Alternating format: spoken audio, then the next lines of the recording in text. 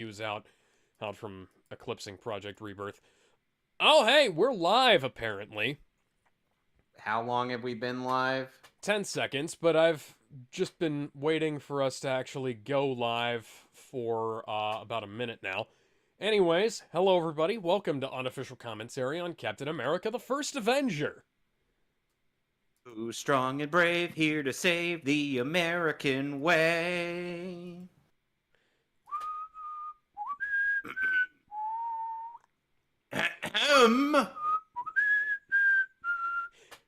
What? I don't remember how that lyric goes.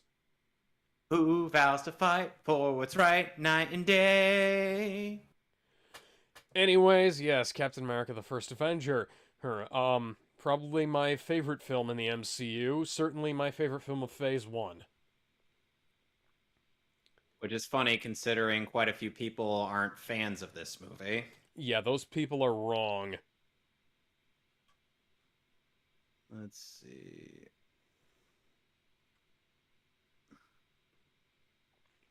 Anyways, do you have the movie queued up, Kevin? Yes. All right. You have it at 0000, right? You're not just waiting on the... Yep. Okay, good. All right, so let's get started in 3, 2, 1.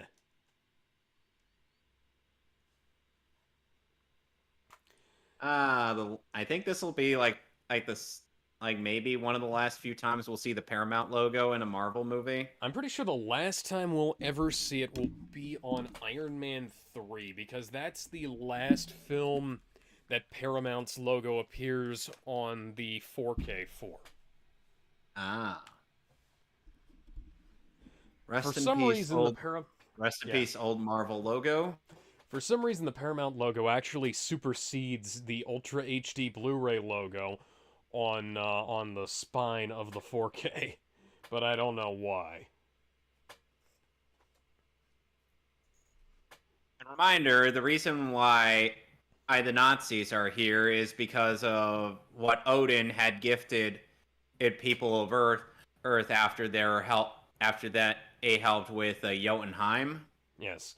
Now, like I said earlier, this is probably my favorite film in the MCU, for a number of reasons. One of which being that I just love Captain America. He's one of my favorite characters. And, it's a shame they derailed his character. Yeah. Now... Well, this isn't the scene that... Well, this isn't the start of the movie. This is, Yeah, this is the prologue. Flash forward thing, yeah. But, yeah, if... The 4K kind of fucked up the snow, because the Lowry Digital, the guys who produced the 4K, used a really bad form of digital noise reduction on it, which is the same thing, the same process they used on every other MCU film they worked on in post-production. And this is not something that was done, like, during the process of the filmmaking. This is something that was done after the, Oh yeah, there's a laser there. But yeah, this is something that was done after the film was done, like, several years prior. Or, like, almost a decade prior. They wiped away all the grain, they messed around with the colors, and the 4K for this film doesn't look as bad as, say, the 4Ks for, like, Thor and Iron Man 1 do, but, it still doesn't retain the natural filmic look, and it also messes up all of the snow scenes. Like, there's a lot of scenes of flying debris, and a lot of the flying debris just gets, like, completely wiped away. It's been, Captain America: The First Avenger is the only Cap film I didn't own on Blu-ray because I only had Winter Soldier and Civil War. I don't know how to react to that. Well, that was because literally the first film of the MCU I ever owned. Like, I got this, and then I got the Incredible Hulk. I think I might have had the DVD, but I don't think I know where it is. Huh. Yeah, I had the Blu-ray for this. It was a gift from a friend of mine, and then I got the Incredible Hulk on Blu-ray at a Goodwill, And then I found the Avengers at the library, and Oh yeah. yeah, and here we've got this shows that like everybody knows. Tonsberg, Norway, March of 1942.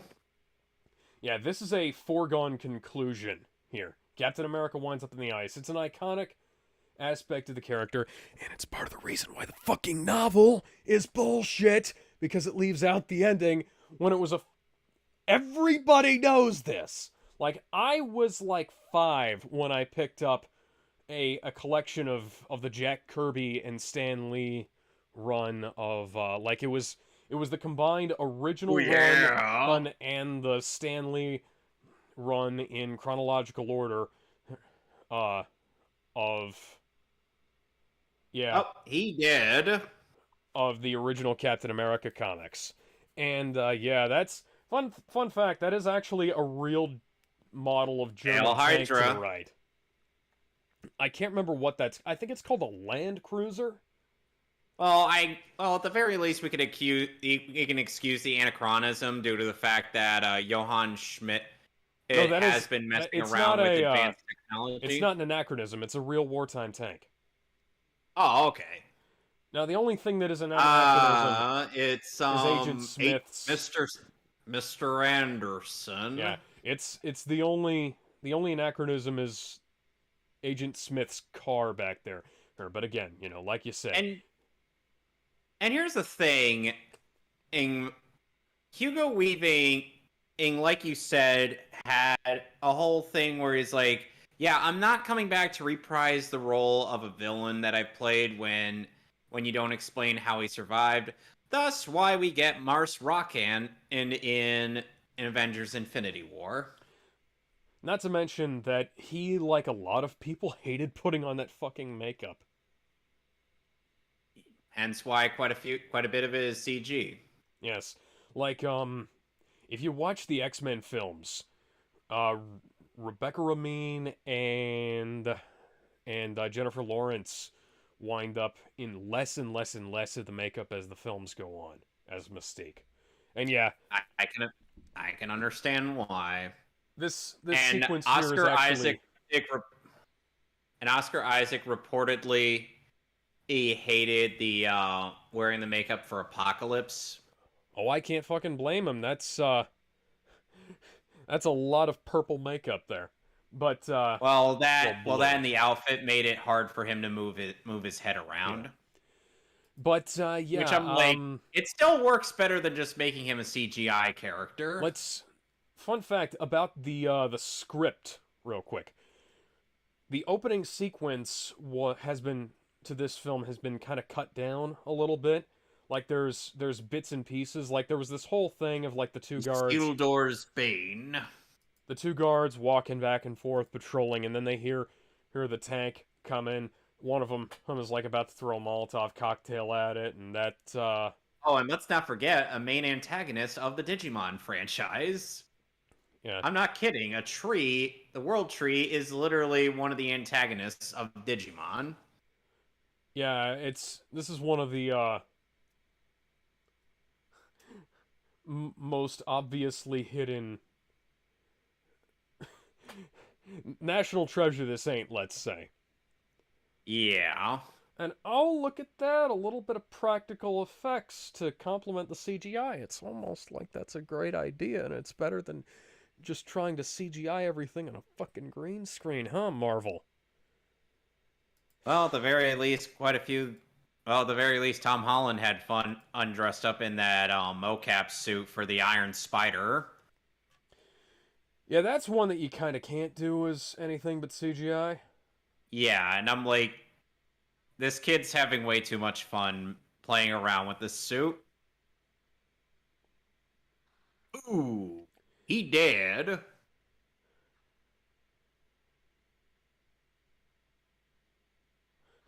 A red skull. Look at that. Blood. I wonder who this could possibly be.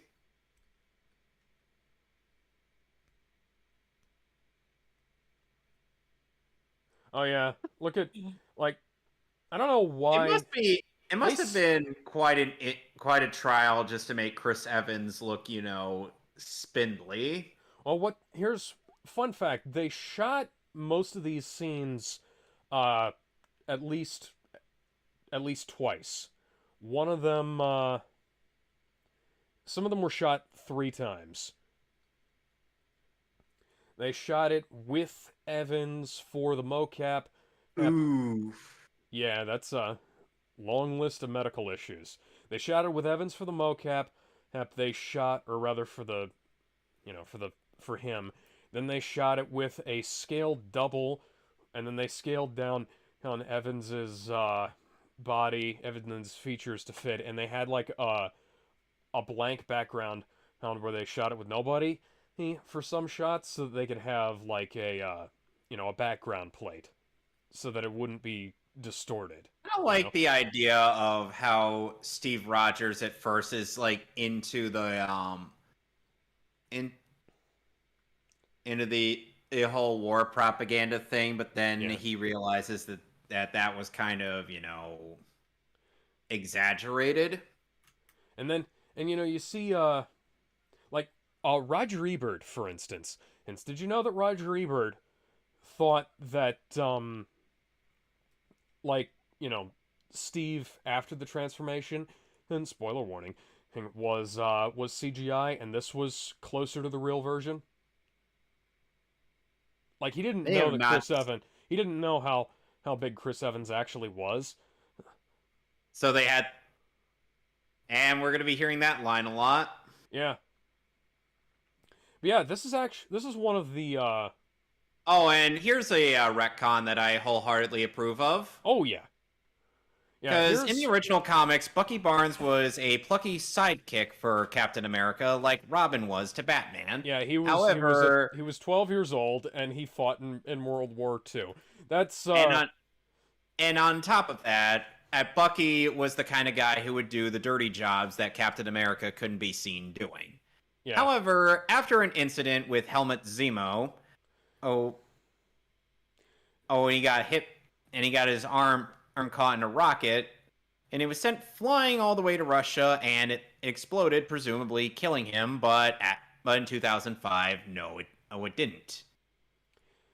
Yeah, making Bucky like the older best friend and character is a great idea, because you actually you have a dynamic that, one, is a bit more realistic, and two, like, you have a bit of grounding for the plot, as opposed to, like, if any film was going to try and do like the kid's sidekick thing, it would have been like the '90 Captain America movie with what's his fucking name, Albert Pune directing. Thankfully they didn't, but that film was still awful. Oh yeah, and look at this, Jenna Coleman on the left there. That's the girl on the left. Interesting. Yeah, before she was on Doctor Who. I didn't know that. Looking at her, I can totally see it. Hi, Howard Stark. And I believe every bit the ladies' man and showman his son would go on to be. Yep. And you can't say that Anthony didn't inherit anything from his dad. Yeah. And another change to the published script here. They probably once they did some prop testing and whatnot. Excuse me for a moment. I'll be right back. Like, I can't remember what specifically it was, but this scene is different from the script a little bit.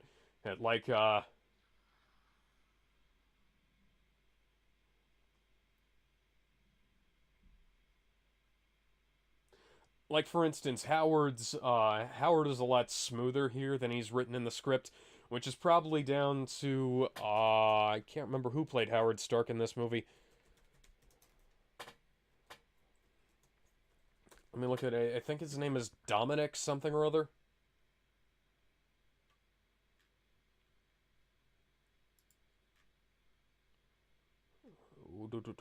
Dominic Cooper. Yeah, Dominic Cooper kind of because he's able to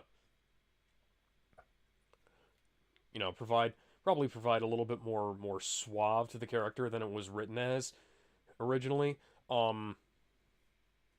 He he delivers these lines a lot smoother than they're written, and the dialogue is a bit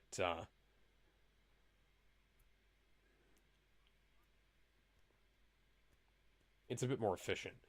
And then this I just caught Stanley Tucci. Oh yeah, Stanley Tucci, yeah. I was just explaining how the scene with Howard Stark is kind of different in the script. Like Dominic Cooper portrays him as a bit smoother, and then like the dialogue between Steve and Bucky is a little bit. And who plays the older version of him? I don't remember. You're taking all the stupid with you. Yeah, like that line's gonna echo. Yeah, there are a couple of alternate lines in the script here. I do like some of the addition. John Slattery played the older version. And Sebastian Stan is also. Yeah, Sebastian Stan is Bucky. He has a bit of a sitcom rivalry with Tom Holland. Like, they're obviously good friends in real life. They just mess with each other or on social media. Oh, god damn. Oh, is that Haley Atwell? No. Okay. But yeah, Stanley Tucci, shit. you were wasted in Beauty and the Beast, and you've been wasted in a bunch of other stuff, but, you're a great actor, so I can forgive a lot of things from you. Sadly, he was also in the 4th and 5th Michael Bay Transformers movies. Yes. He was also in Percy Jackson's Sea of Monsters. Why? Probably because they paid him. I'd have been in that movie if they paid me.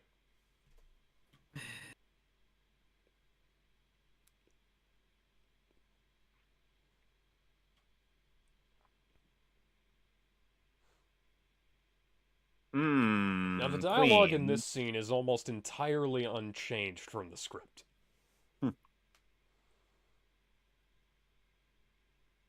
Except for, like, the... Connecticut represent! Where, like, the dialogue has been, like, changed around a little bit. There's some things that have been removed. And it's not stuff that's been removed in editing. This is stuff that's been, it's stuff that's been removed in terms of, like, writing. By the way,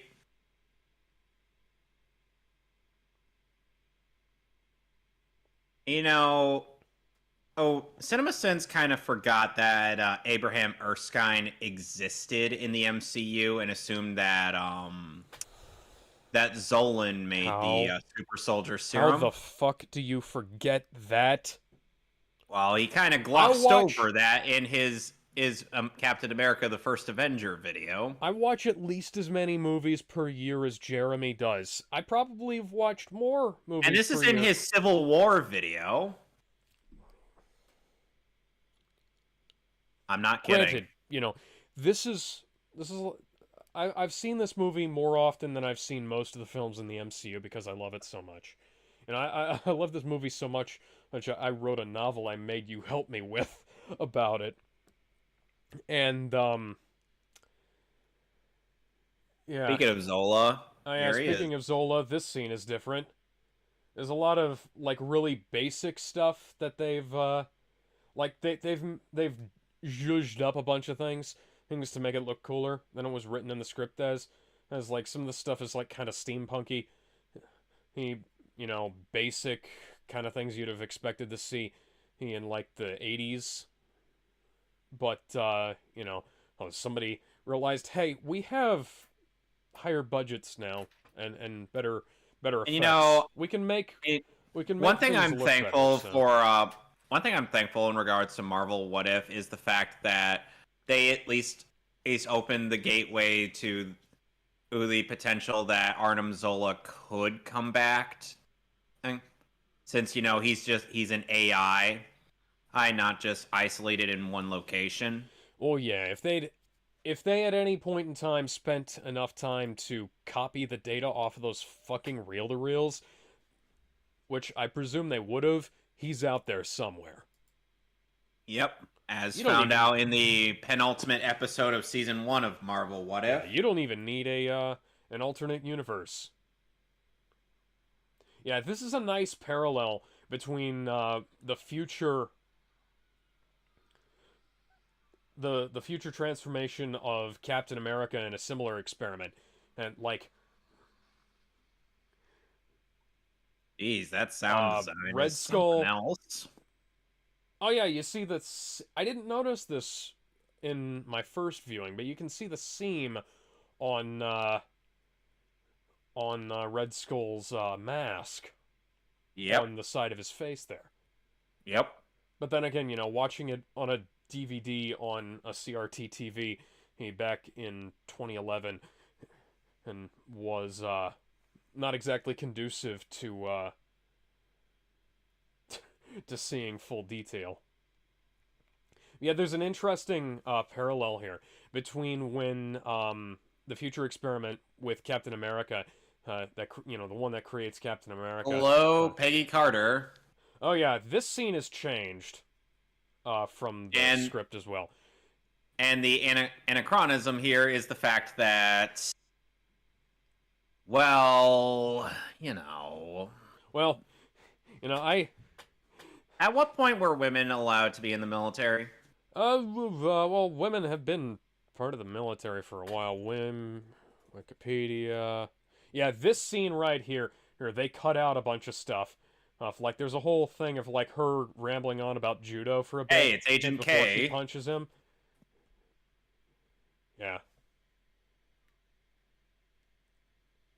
How do you feel about Tommy Lee Jones in this movie? Oh, I wish we'd had more stuff with him. Like, we could have had an entire alternate universe war movie with Chester Phillips. And he would have won every war just based on that. Alan Silvestri's score is fucking amazing, and I need to buy the soundtrack.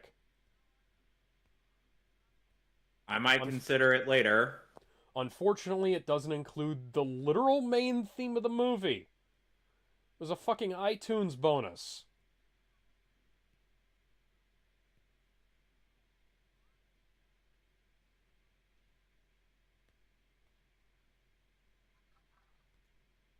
Wow, really? God damn it, Rogers! Yeah, this is the scene, you know, I replaced, as much as I love Chester Phillips and Tommy Lee Jones' performance, this was the scene that I most wanted to replace him as Nick Fury in, aside from the one with in the interrogation room with Zola. Some part of me wanted to imagine Drill Sergeant Gunnery Hartman in this particular instance. Oh yeah. Get up there, you pussies! Yeah, Hodge is the best of the regular men, and even he's portrayed as being, and he can't get to it, and then Steve is just like, wait a second, there's no rope here,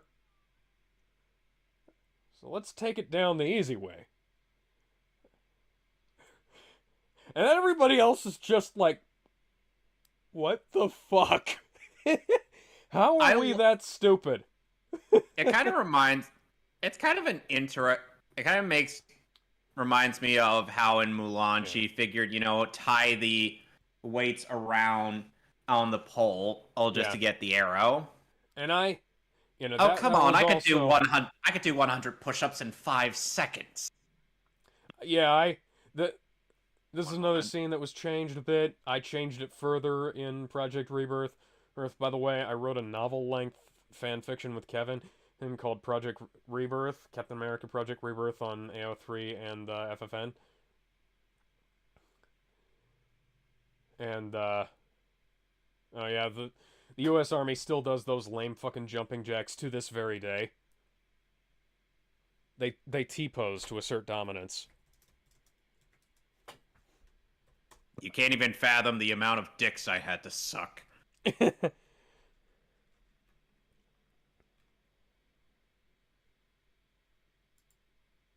You win wars with Girl Scout cookies.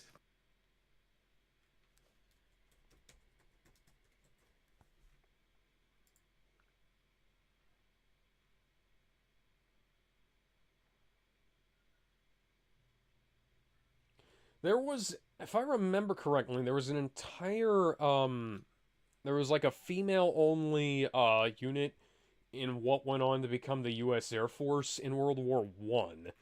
Wow. Yeah. So this wasn't an anachronism.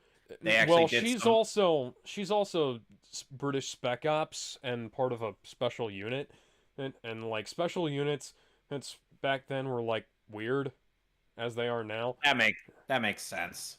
Now that you Yeah. mention it. Um, I So we're just gonna kind get of into a bit of real anachronism when we get to the Howling Commandos. yeah. I made it more anachronistic because I added Colonel Nick Fury, a black man, and as the leader of this organization. But fuck it, he beats up the one guy who brings up that it's an anachronism, and then we never mention it again.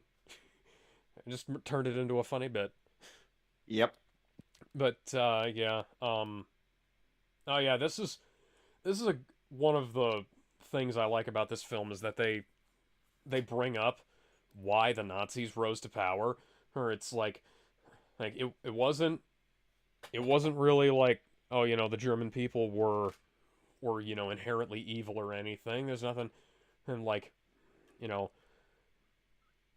inherently sinister about where they were, or he just took advantage of the fact that they were all they were struggling, they were or in they were beaten down, and he gave them an out.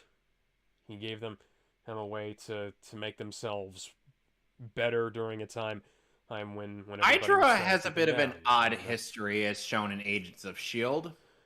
Fuck Agents of Shield. Fuck it so hard. Fuck it. Fair enough.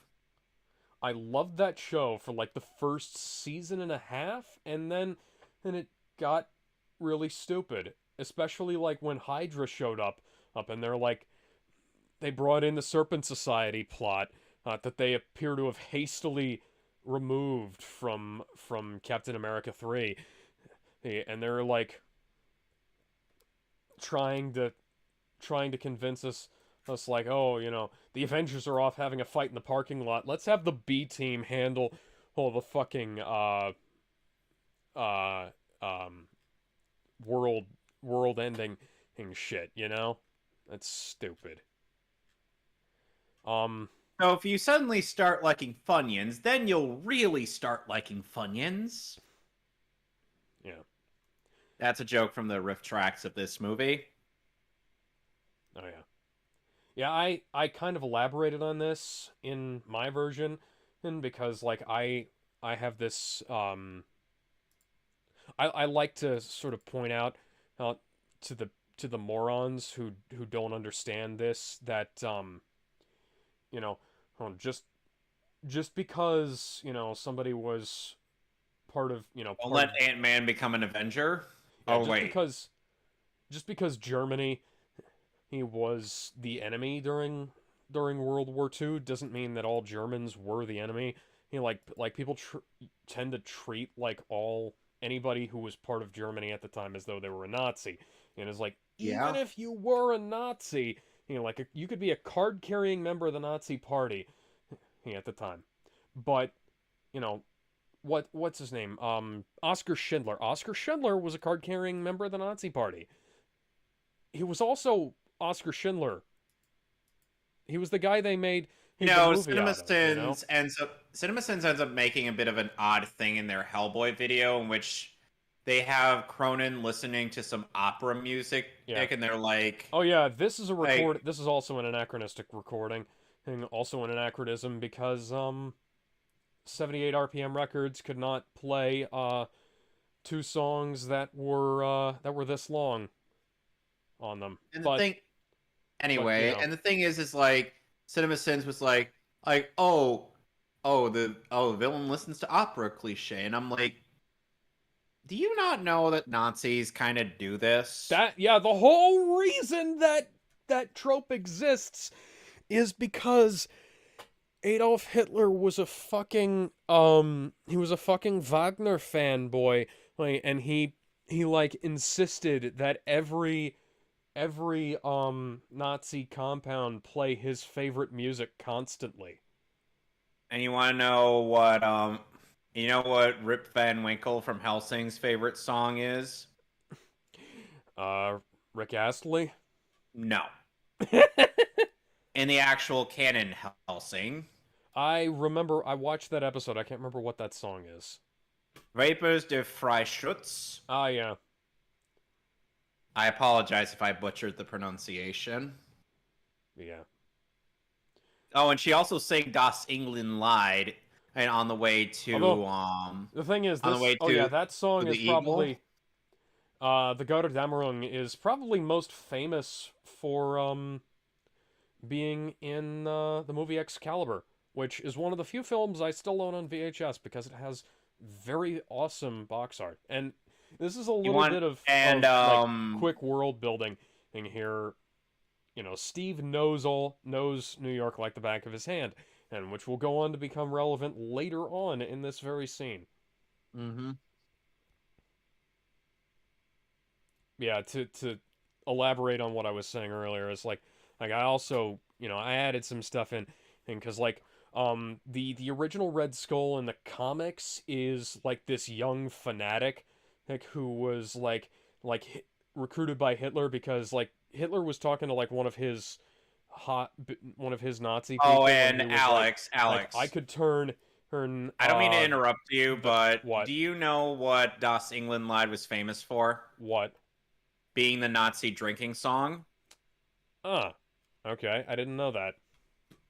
Anyways, and it's also used as the ending theme for episode 4 of Hellsing Ultimate. I did remember that, yes. Anyways, as I was saying, the thing about that guy. You'd probably think, oh yeah, Steve breaks U.S. Army regulation here by putting his hat on before he goes in. Something that I fixed in my version, but yeah, if you look, you can see that the bums out there were keeping an eye on them, which is probably something you didn't notice. Oh yeah, also the version of the code word that I used in my version is actually from the script to this movie. There are two different versions of the code word. It's like I buy my eggs the I buy my eggs at the store version, which is the one that I used.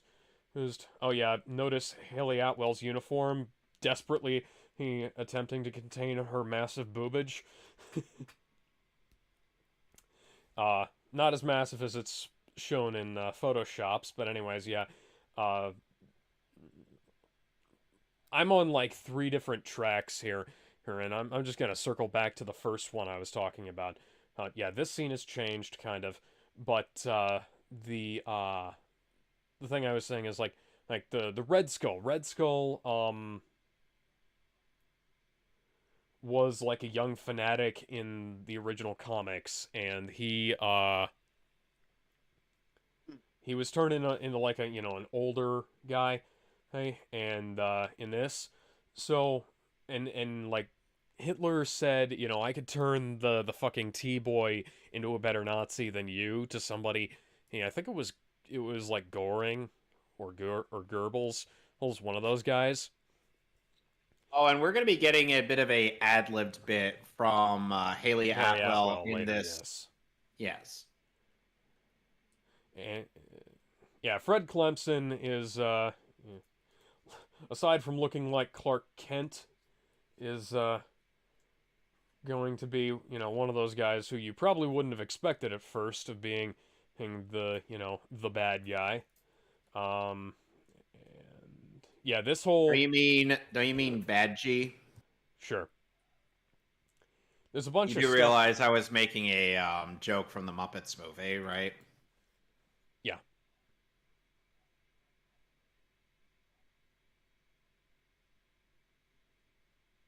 It's still... Oh I yeah. sometimes like to imagine the fact that Howard just constantly gushes about Steve and whatnot in our little thing, and I'm just like, I have to wonder how often Tony groans. Probably as at least as often as he did in the original, but I had another track I was on. I've lost my track like 3 times here. Um Oh, okay, maybe a little annihilation. Yeah. oh yeah, there will be one extra vial left over. That vial will create the plot of the following scene. Also, the plot hole of Captain America's pants being a little bit, they are a little bit oversized here, but they're not as big as they should be later on. Uh, I love. He's like, that was penicillin. Yes. Oh my. Yeah, at first you probably wouldn't have noticed that the bums outside were keeping an eye on them. Like you probably thought they were checking out Agent Carter. But those, as you'll see later on, those are the undercover American guys. And the undercover German guys are the guys who you would have thought would be like the American feds. Because they're the most obvious, they got the black suits and the black car. So that's pretty cool. In goes the CGI model, Chris Evans.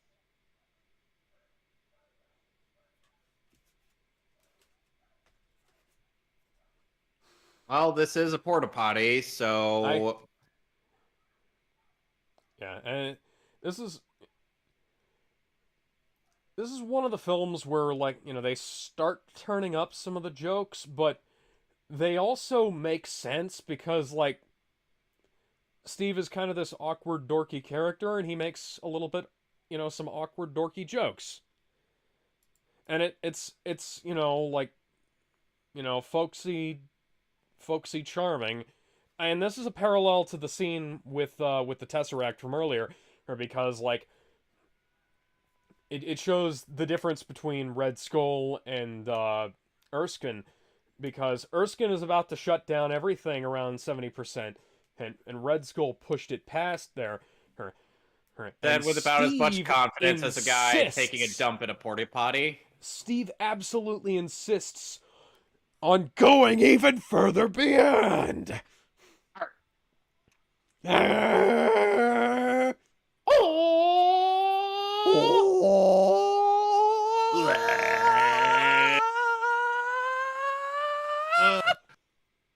Yeah, and every panel in the building shorts out, aside from the lens flares, written and directed by J.J. Abrams.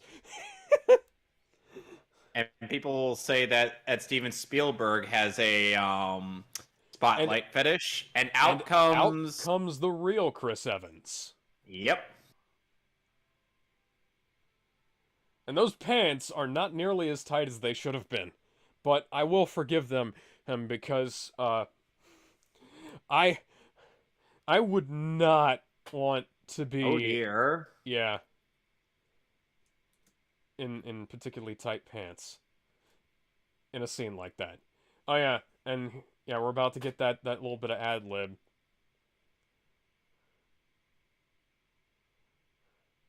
Yeah, and there it is. Everybody's checking out his fucking pecs. Speaking of which, that very sus guy with the glasses is about to take aim. And unlike in the Albert Pune film, he doesn't pull a Psych Hitler, and unlike in the novel, Erskine doesn't. Oh no, Erskine is dead. Yeah. Really, Carter? You couldn't take him down? Well, she also had a 22. Okay, that's fair. a 22 will literally just bounce off the human skull from that range. Like I said, yeah, that's fair. Nazi house. Damn. Yeah, Cap. That's kind of Cap's Uncle Ben moment. Too bad we couldn't get an actual Uncle Ben moment in Spider-Man. Yeah. It's almost like maybe they should have had a better or establishment of that version of the character. Oh yeah, that lighter just does whatever you want it to, buddy. Oh damn! Fucking Deadeye Carter there. Hey, he took my car! Somehow I don't. Yeah, I've fired. I want one you of to those. do it. I want you to hit me. Hit me. Hit me! My dad actually owns a pistol just like that. And I've fired that kind of 22 before, where that thing does not have the capability of making those kinds of holes. There's a reason why Ian Fleming changed James Bond's pistol of choice. Yeah, show don't tell. We're showing. Alex, in this moment, we have to call Captain America Captain Mexico. Yeah, that's also a joke from the riff track of this movie. Show don't tell. We're seeing, Steve doesn't have full control over his new capabilities. He's like overshooting his intended target, and he wound up in a he wound up at a bridal shop. He had to jump out. He jumped the fence. Did all kinds of cool stuff. We're learning about the character through organic storytelling rather than exposition. Take notes, Eternals. And Black Widow and Shang-Chi. Yeah. Lucky Star Cab Company. Foreshadowing.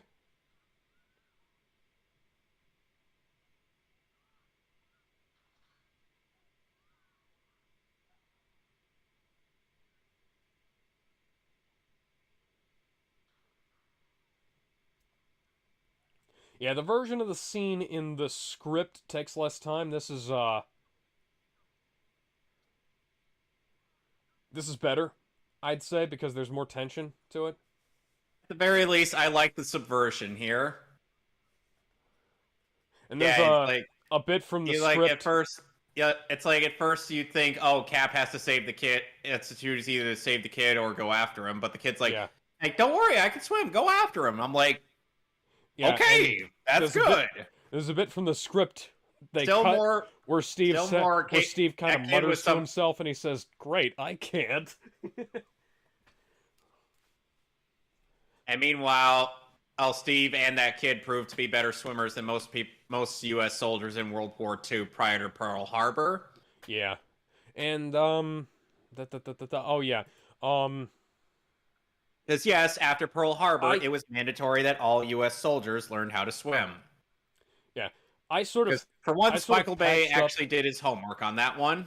Yeah, I sort of patched up a. There goes the last of the super soldier serum. Oh my God! As somebody who recently suffered some tooth trauma, that is giving me. Oh God, that is giving me some PTSD flashbacks. I don't like hearing the sound of a dentist drill. I don't like hearing the sound of teeth breaking.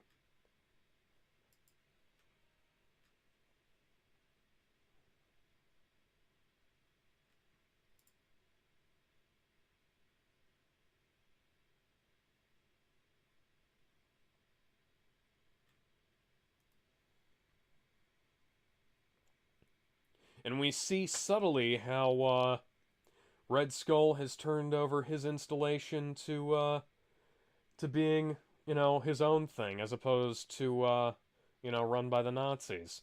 Yep. He's the only one in this scene not wearing his Wait, not Hitler wearing the said Nazi that? armband. Yeah. Real Hitler said that? Oh, that is a classic Hitler thing to say. Meanwhile, in my version, I subtly changed it around the other way. I made it so that Red Skull was even more fanatical about the Reich. He was less Well,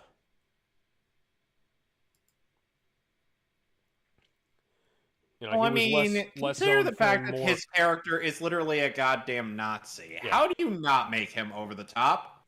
Oh yeah. It's like I cut this scene incredibly short because Hey, I just Asgard had said- all of a sudden Asgard- Hitler shows up with a laser machine gun and cuts these guys down. And it's like, good work, old friend. And we will use all of this as for our new army. Hey, like I said, make him as nuts as possible. Yeah, I actually made Red Skull like even crazier in my version. And Red Skull's pretty fucking crazy.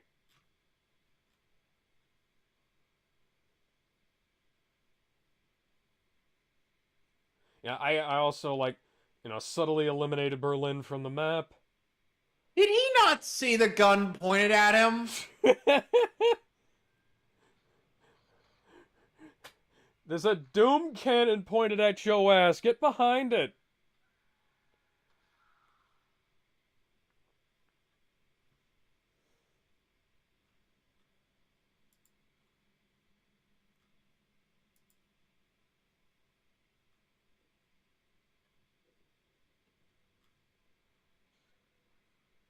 Yeah, I changed all the Hail Hydras to Heil Hitlers, things like that.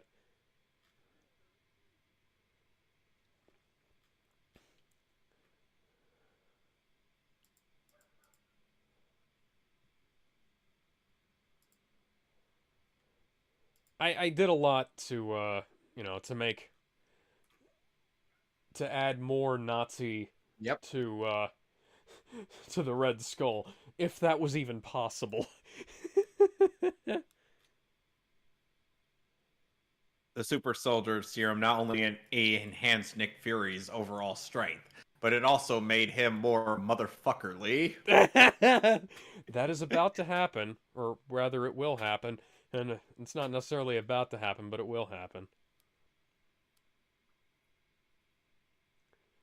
Steve says, well, it enhanced everything that made him who he is. Did that also mean, yes, his vulgarity?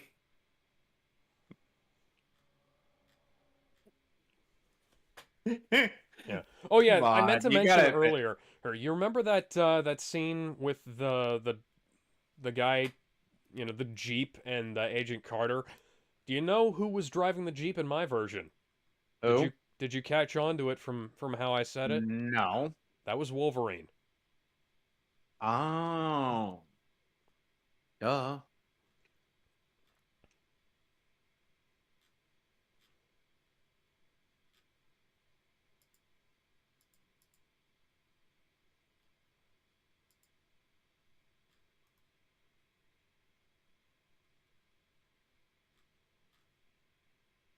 Give me the paper.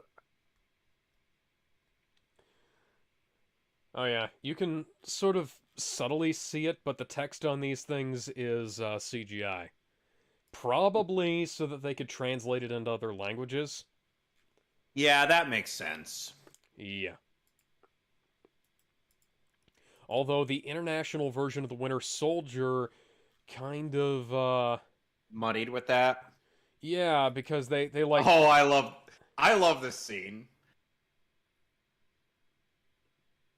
How they got the U.S. military to sign on for making fun of them in the 1940s. well, this is the USO. It's beyond not- me, but this is fucking amazing. Yeah, this is the USO, not the US Army.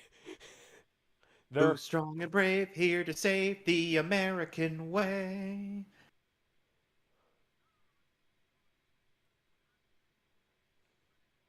Who vows to fight like a man for what's right night and day?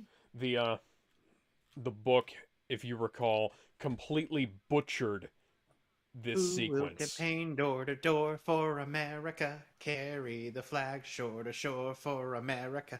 From Hoboken to Spokane. The Star-Spangled Man with the Oh plane. yeah, this. Oh, and the riff tracks for this part of the scene kind of oogled at the lady's legs. Yeah, No, the did you? Yeah, they fucked up the book, messed up the. From Berlin. I'm trying to think about what I was trying to say. The America. book messed up the whole thing about like the Here to film. prove that we can. Because The Red Skull Star- later on says to Captain America, I'm a great fan of your films. Which, funnily enough, is not an anachronism. Fan is a term that dates back to the 1800s. And yeah, subtle storytelling here. And here we get Here, Captain America knocking Adolf Hitler in the jaw. Yeah. Boosh! Subtle storytelling here. Here, there, Cap removes his cue cards from the back of his shield. And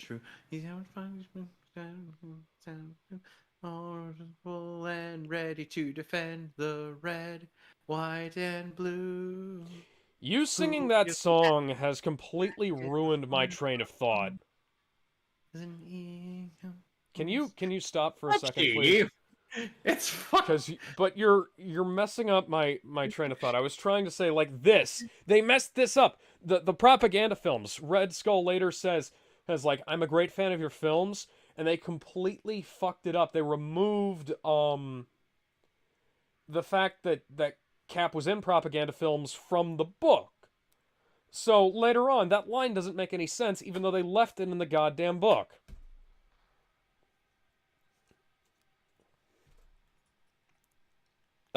And like I said, I apologize, but how can you not sing along to this? This is catchy. And this is a great transition. His first overseas show, and it's completely different to how it was back in the States. You know, once he starts talking to the soldiers, they're all like, they're not amused, they don't care. They do not give a shit.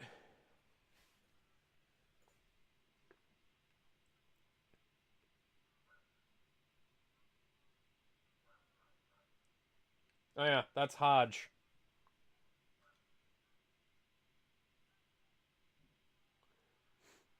That would have gotten us an R rating, despite the fact that we didn't see any nudity today. Yep. 10 years later. And I'm particularly proud of the line that I wrote between Logan and Cap later on in my version of this scene. And some bodyguard you turned out to be. Where were you when they were pelting me with fruit? Oh, I love that. You allergic to tomatoes? No. And you weren't in any danger.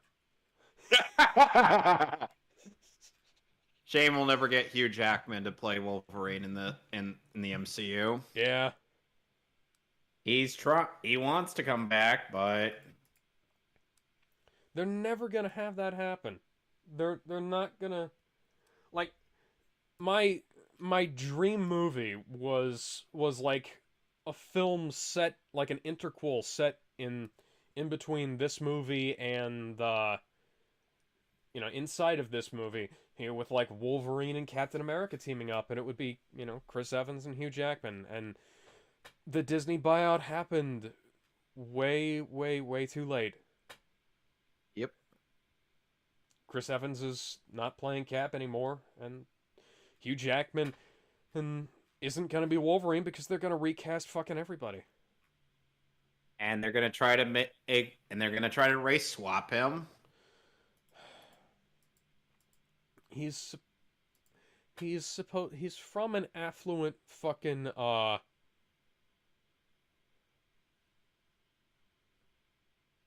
Canadian family.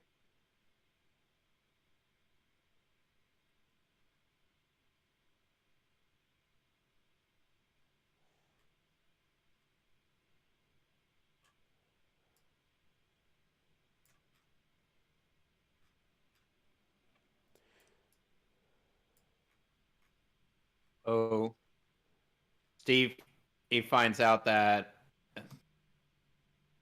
uh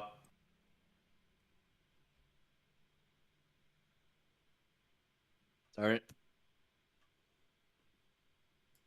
I'm pretty sure I can it's spell pronounced dipshit. Asino. Oh, but I'm not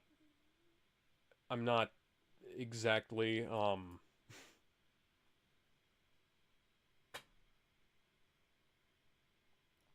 not exactly sure. Like I'm pretty sure, but I'm not exactly sure, you know. I'm still imagining it. I still love the idea of our version of Hitler just doing in the infamous 9 scene from Inglorious Bastards. And he starts Nine and rather nine than nine nine nine nine nine nine nine nine. and just a quick bit of preview for anybody who might be watching of Captain Rogers and the Wonder Woman. There's you know, it's a bit of the Inglorious Bastards with the Bear Jew replaced with the Wonder Woman. And also, oh, it's a mixture of both of three things. Don't forget, because Oh yeah, Captain America: The First Avenger, Wonder or Woman the and Wonder Woman Inglorious movie, Bastards. yes, and Inglorious Bastards. And you see that Cap is actually really you know, he's preparing with whatever he can get, you know. He's about to he's gonna take a jeep and drive into Austria, you know. But he also like packs up with a bunch of gear or he knows he's gonna need.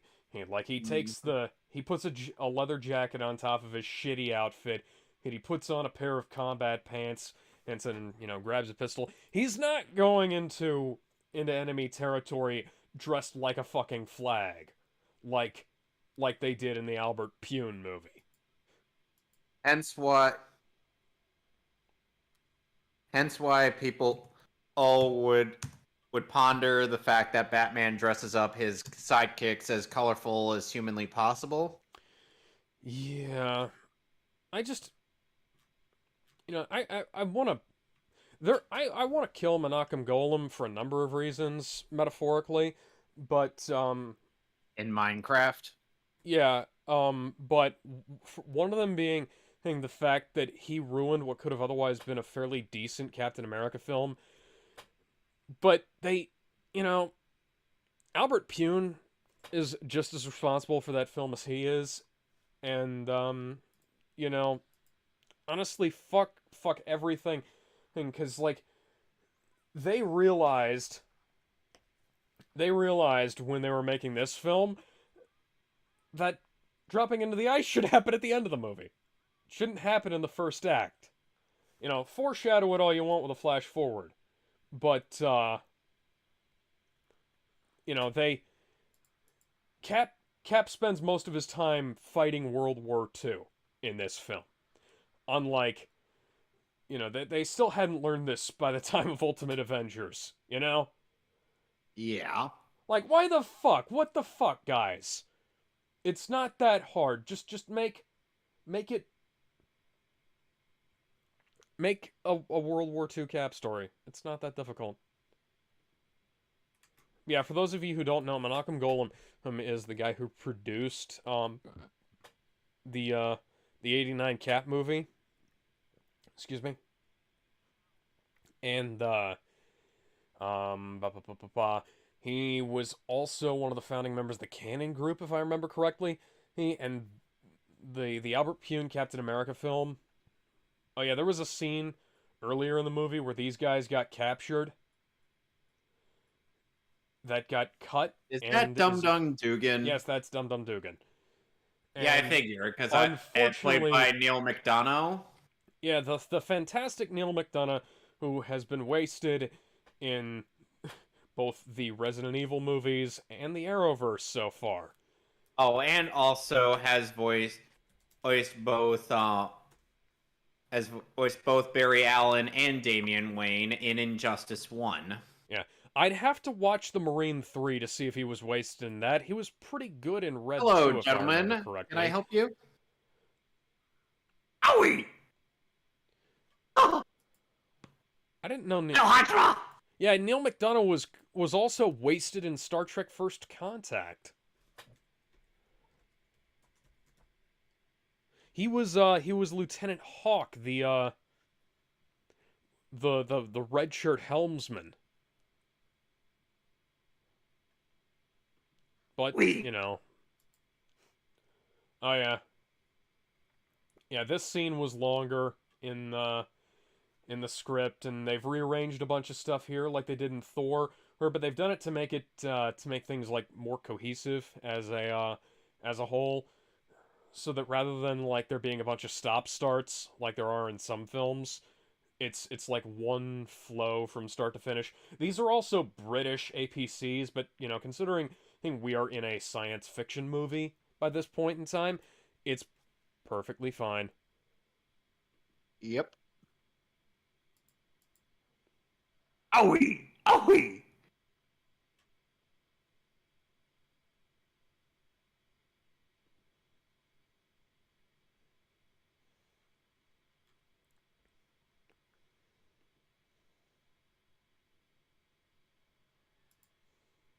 Yeah, this scene was after Steve Yeah, Steve is rescued. totally gonna take down Hydra agents with a gun. Yeah, this scene was after he saved the prisoners in the script.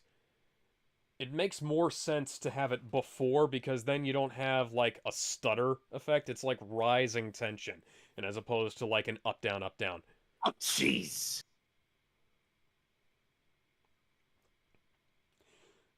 This scene's also been changed. The soldiers groan when he says Captain America, but in the movie they're like, just what? Oh yeah, Neil McDonough was also wasted as M. Bison in The Legend of Chun-Li. Why was he in that movie? He played, I don't know, but he played Bison, and he played Irish Bison. Sadly, the best actor to play M. Bison was Raul And Julia. if you can tell, that line that Cap delivered with his face turned away from the camera is ADR. It was different in the script, and it was like telling them like more directions, but honestly, this is one of those post-production changes that's really good. And, like, this is one of the films that benefited from like the weird post-production edits that Marvel started doing around the time, because stuff. Ooh. Oh, Jim, you just gave him a fucking neck adjustment. You didn't break his neck. What is happening outside? Like, okay, can I just say, like, as a martial artist, it really irritates me whenever I see somebody like barely turn somebody's head and call that a neck break, because I can turn my head to 90 degrees, which is further than Marita just turned that guy's head, and it looks. And you know, my neck isn't broken. And I know people who can turn their heads past 90 degrees. And they're perfectly fine. You have to turn the head like 180 degrees around to break the neck. And not just, like, fuck up the muscles. We'll be getting on your left a few more times in Winter Soldier. Yeah. Oh yeah, Neil McDonough also played Green Arrow in DC Showcase Green Arrow. Yep. He voiced him in that with Steve Bloom as Count Vertigo. He was also wasted in Paul Blart Mall Cop 2, but I hear that Happy Madison movies pay well, so I can't hardly blame him for taking that role. But, like, okay, I just want to bitch about this for a second. Like, he was in Sonic the Hedgehog and he didn't do shit. It was a fucking walk-on role. But then he was in Raccoon City, like Resident Evil. I'm sorry, who are you? Yeah. Oh, nobody cares. But he was in Welcome to Raccoon City as William Birkin. And why didn't you cast him as Wesker? Neil McDonough. Great fucking actor, plays a great villain. Just cast him as Wesker. He looks more like Wesker than Tom Hopper does. Or AKA Percival from the fucking Merlin TV show.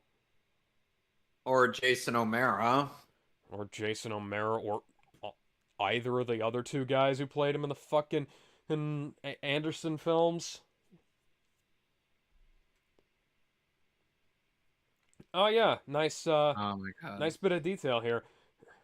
And you know, Cap just rips the straps off, showing how strong he is. Really fucking cool.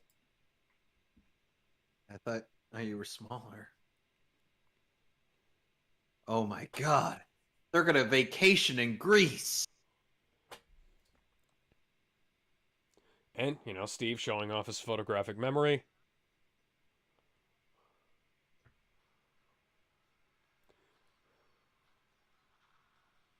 Stock explosion sound effect. But, you know, well hidden because it's a short bit, and also in explosions. Explosions tend to sound similar if you've ever listened to a lot of them. Try not to. They hurt. Michael Bay will force you to listen to all the explosions. Watch this. You see the explosions here. There's a nice attention to detail. You know, in that one explosion happens a little bit after the others. There's like the explosion that allows them to you know, the explosion where they jump over this gap. Are we sure this part wasn't directed by Michael Bay? Yeah, this explosion is delayed because Zola stopped Red Skull's hand there.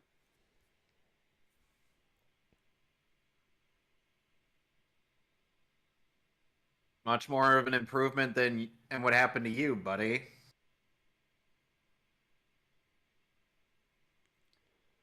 Oh, I believe that I do.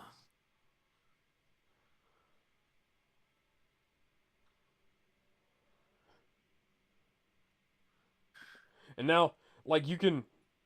Oh, and I definitely love this reveal for the Red Skull. Yeah. Oh. You can see that, like, Red Skull wants to get another shot at Captain America here. Here he's a little bit pissed off. And it's like, yeah, this is at least partially CG here. Mokin! Like, you can see that, but like you can see it around the edges, but they've got like a prosthetic brow here. Oh yeah. Him casting away his humanity, metaphorically and literally.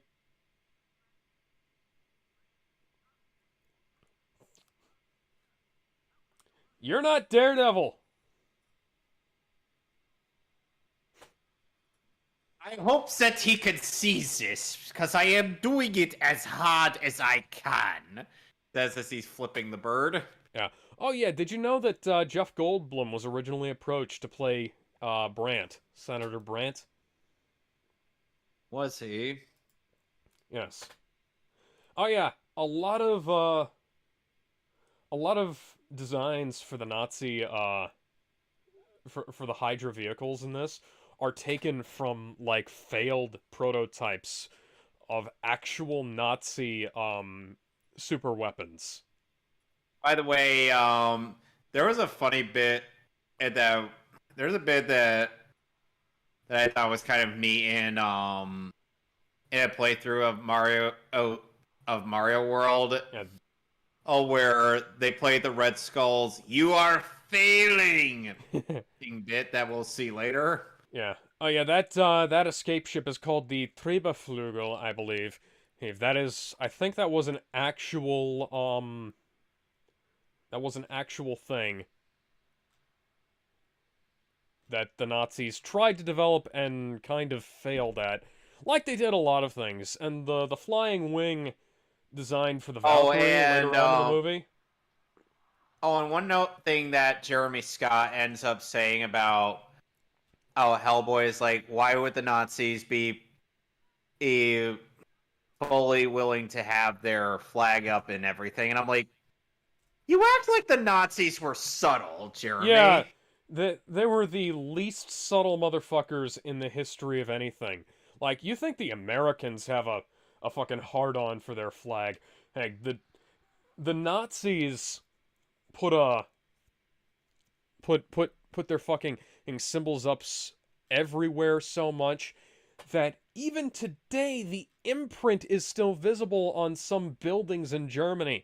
Hey, like there's a Burger King in Berlin that's built in the husk of an old Nazi facility, and you can still see like the imprint of the swastika on the back of it.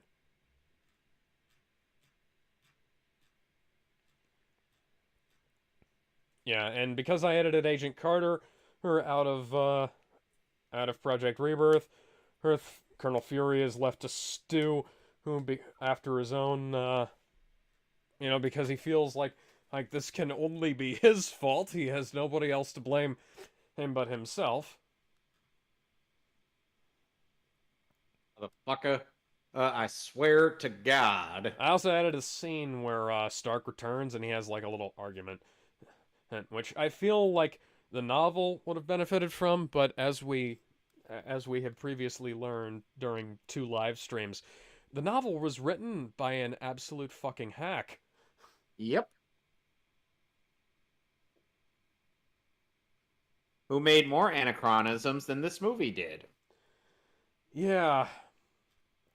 I fucking love this. Especially this music cue. Yep. Cap just comes marching back with all the prisoners, captured German shit, his theme song playing. By the way, there was once a death battle between Captain America and Batman, and... Fuck that death battle so hard! Captain America kicks Batman's ass. They didn't even choreograph the fight well. No, they didn't. It was a if they shitty did a better job job. if they did a better job at choreographing that battle, I would have probably bought that maybe Batman would have won. But no, it was too not short. only did they badly choreograph it, but they also did not do a good job with matching up the sound effects with the Attack on Titan grapple sounds. Because I'm like, yeah, this sound does not match as what I'm seeing right now. Yeah, this scene has been rewritten from the script as published. There was like a whole exchange where like Steve was trying to Plus, Steve, say, like Batman, has knowledge of every known martial art there is. Yeah. Oh yeah, I also added a bit where the transponder got smashed in mine, which was missing. I noticed Bucky's ear was a little busted. Yeah. Guessing he lost his hearing for a brief bit. Probably. Well, that was something from the scene that we didn't see. Like, there's a really good deleted scene of. By the way, we're getting our Stanley cameo here. Oh yeah, this is a great one. Cap doesn't like you, Brant.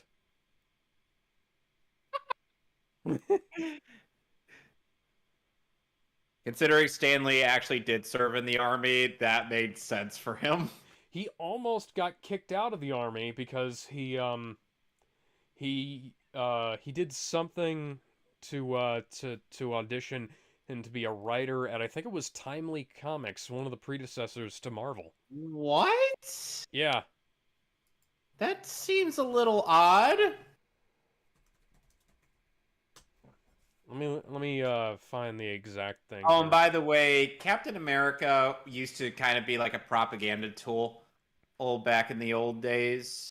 Yep. He didn't really have like a character. He was more a voice for the people. Oh yeah, there's the girl who became Etta Candy in my version. Would you imagine in the plump Etta Candy from the Wonder Woman movie? I made it ambiguous because I specifically wanted the reader to be able to project whichever version they wanted to. Either the Golden Age or post-crisis version. I kind of preferred the somewhat plump Etta Candy because she was a fun character to be Like you have, around. well, yeah, you have like the Golden Age version, which is the one from the movie, and then you have like the post-crisis, which is like a, and let me just say, smoking. They made Etta Candy sexy. Yeah. And here's the thing, it's not that I'm against the idea of changing the character's appearance. Oh yeah, that guy is the scale double of Captain America, the bartender. Oh, neat. That's Cap's scale double. Well, for the earlier bits in the film, and this is slightly different from the script. There's a line where Cap says, "As you know, I'm not I'm not sure if the uniform is regulation, but you know." That line doesn't make a whole lot of fucking sense, so they rewrote it to something that actually did. But yeah, Stan Lee was officially known as an army playwright, which was only one of 9 people who were given that title. Yeah, he was Stan Lee. Like he Stan Lee like broke into the army mailroom to get an audition letter her for Timely Comics out of his mailbox in the army mailroom, and he almost got sent to fucking Leavenworth. But the colonel in charge of the finance department intervened. He was like, "Hey, the guy just wanted to get his fucking mail. Leave him alone." And if that guy hadn't intervened, one of the greatest and most influential comic book writers of all time, would not have happened. Yeah, he would not have become Stan the Man, and Stan the Man, and was a positive influence on my life in so many ways, and on the lives of so many others. And I'm not ashamed to say that I shed many tears the day I found out he died. It's like, so I love that one. Oh yeah, it's like you can sort of tell subtly by the way the text doesn't move and the paper does that that the text is CGI. Yes, and as you pointed out, it's likely to translate it for other languages. And then you see how her attitudes change when she sees that it's Cap talking to her, or she's like yeah, oh, hello, Captain. Can't say hello, nurse, because he's not a nurse. Yep.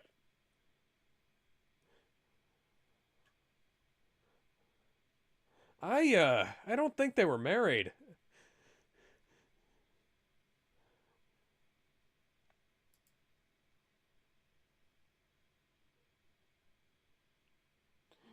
I love how the music here is kind of like a horror score, Ruh-roh. He's just like, you see how he's like just like gently trying to push her away, and it looks like he's trying to dip her, and he's just like, please stop. Sure about that, Peggy? It's fun doing. That by itself should tip you off to how much Captain America knows about fun doing. He doesn't. No. Meanwhile, Diana would be like, "What is fun doing?" And then Steve, Logan, and Bucky are just like, "How do we tell her?" All of this. No. They're like, who's telling her? Yeah, this is completely and then Logan's changed like from the script. Logan be like, "Hey,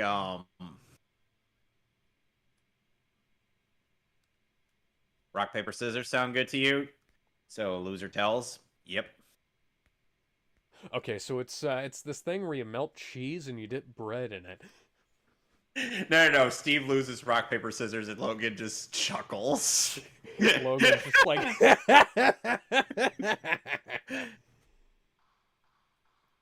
oh yeah, because Agent Carter was missing from my version, and I wrote a scene in which Cap almost blows himself and Howard away, hey, with one of the Hydra laser rifles,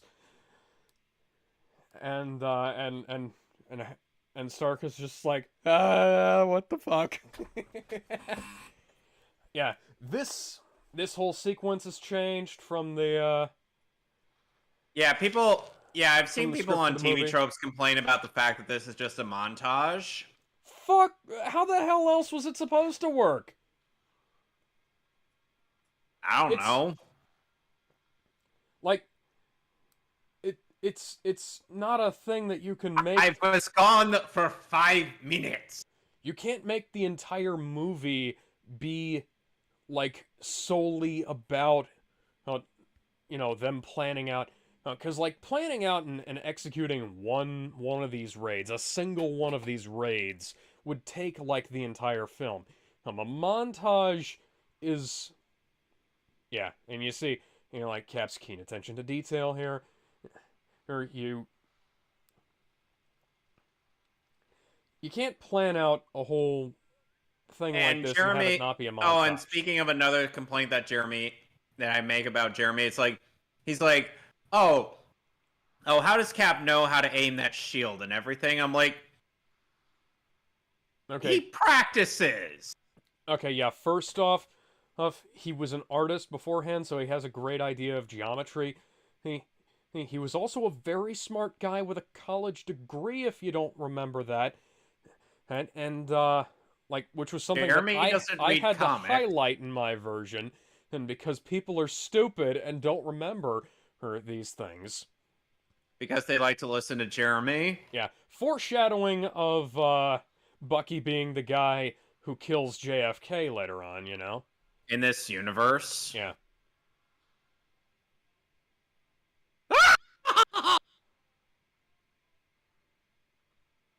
Shame they've never released the complete score. They've only released like the edited version for the CD.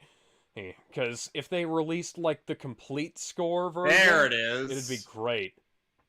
There's a lot of musical cues I would love to have in like Lost List format.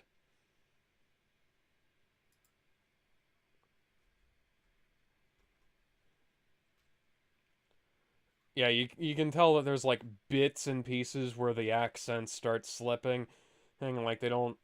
The dialogue coach is like not as not entirely like up to the task in certain regards, because you see like there are I specifically made like some attention to detail. I messed up a few times with the accent, with the German accent, but That's fine. yeah, but I didn't have like them pronouncing weapons the way the Now, British why do, would I for do instance. that? I imagine that Diana's going to end up picking up quite a bit of Cap's absent little sarcasm. Yeah. Here and there. And you see, like this, there's an anachronism coming up with like Mind the Gap, but All right. yeah, the Mind the Gap thing is from like 10 years later, or I removed it from my version because it didn't really have any place in there. It flows better here, but yeah. I'm. Oh yeah, there's a little bit of foreshadowing of Alan Silvestri's Avengers uh action Yep. action themes here. That we'll be seeing in the first Avengers movie. Yes, as opposed to this, the first Avenger movie.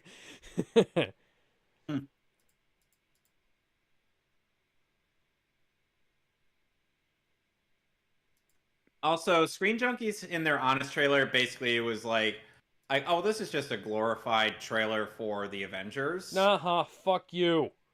It's Captain America's origin story. Captain America is one of the most important superheroes. Nice trigger discipline, Cap. By the way, did you learn Like trigger a discipline from Alec Baldwin? clearly.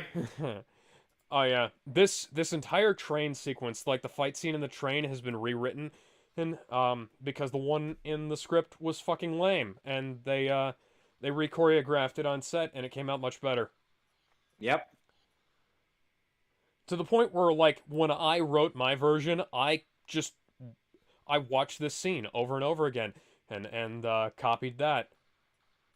Oh yeah, Just yeah. like Bucky's I would have to watch a lot of things over and over again. Bucky's outfit is comic accurate, and it's like a less stupid version of the Buccaneer suit he wore. Yep.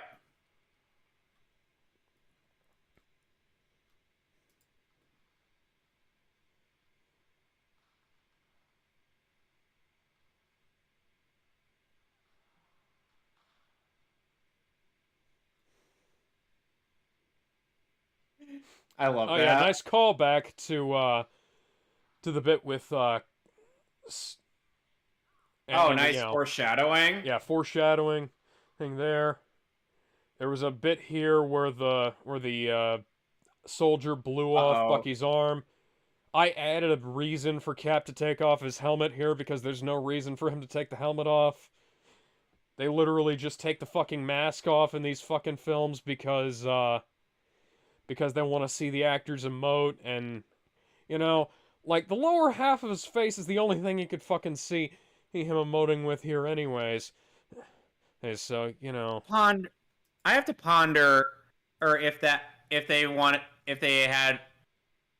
why Tom Holland had his mask off for quite a bit of the movie.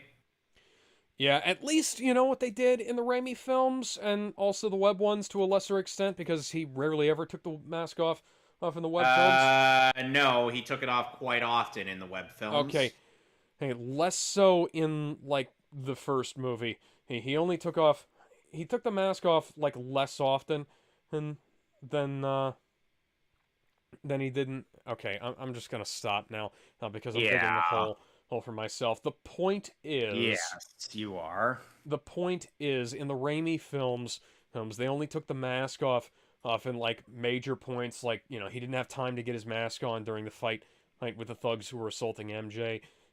Hey, the mask would get ripped up, like like a rubber mask would, that kind of thing. And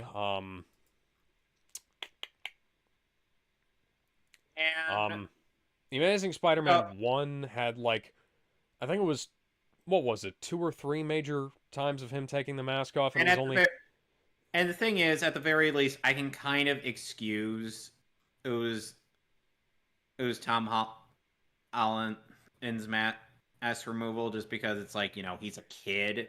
He's not a veteran superhero like Iron Man and whatnot. But yeah, here's the problem. Spider-Man created the "don't take the mask off" rule back in the comics when he was 15. So. And the thing is like we didn't really get a chance to see him, create that rule. That's the problem. Well, yeah, because they didn't establish the character in any way, shape, or form.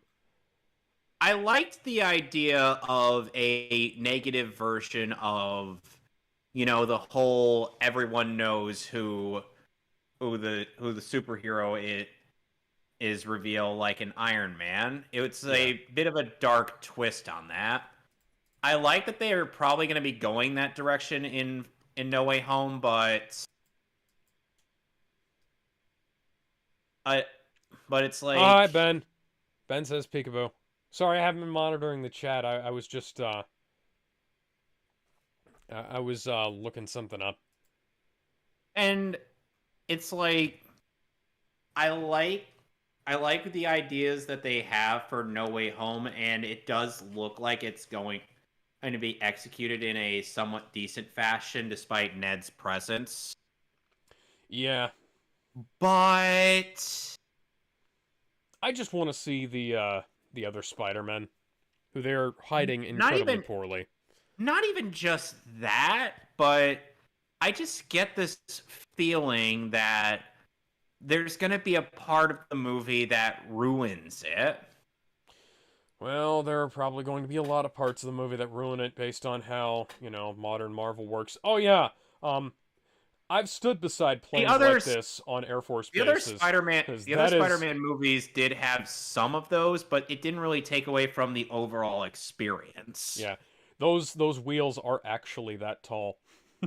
I Oh can yeah, this imagine. the Valkyrie is based on an actual flying wing thing prototype that the Meanwhile, Nazis had. somewhere in fuck, what was it?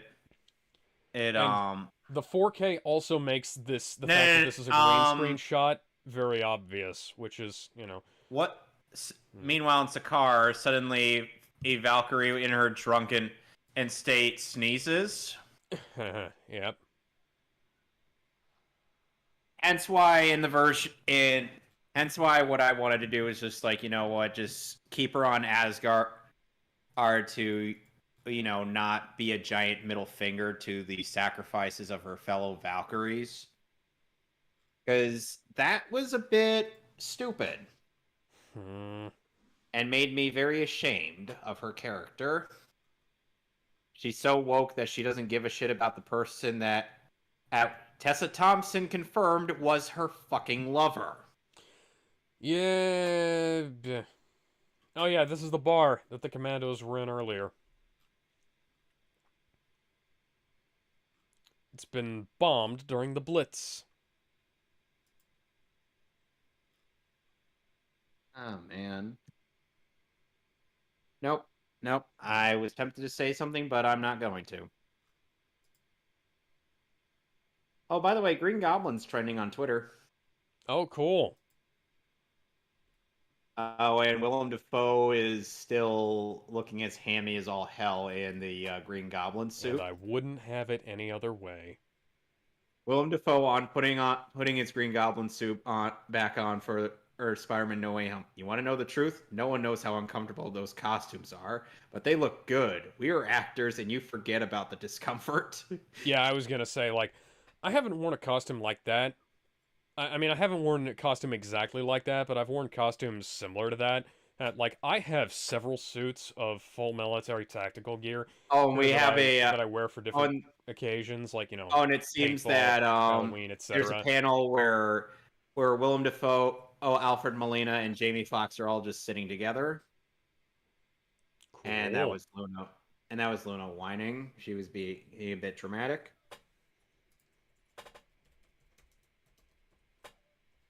Oh, and they kind of put a Oh yeah, Dominic Cooper's American accent kind of slips there, but the fact that he's, upper crusty, he sort of oh, and I get the makes the impression. voice make more sense.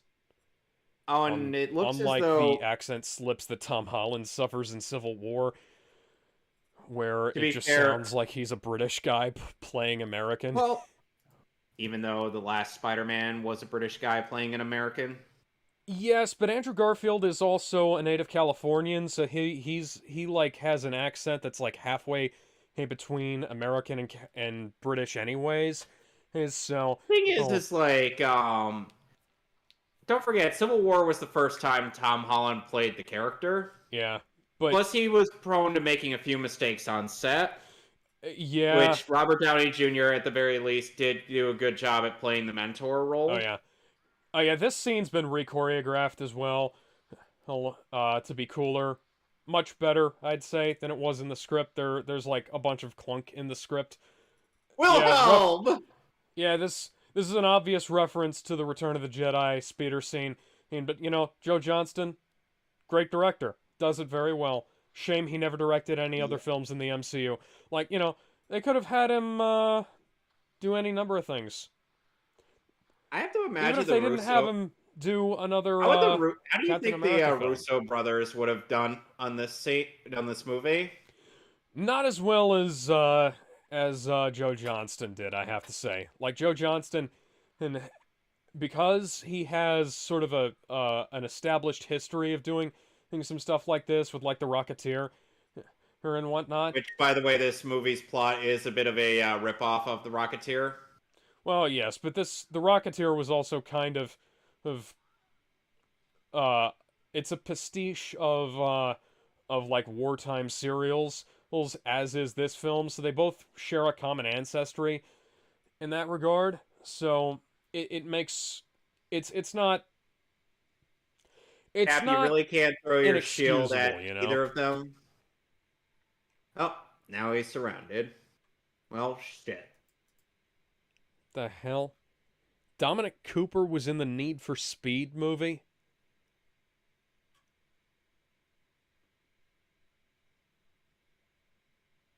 Michael Keaton was in that movie?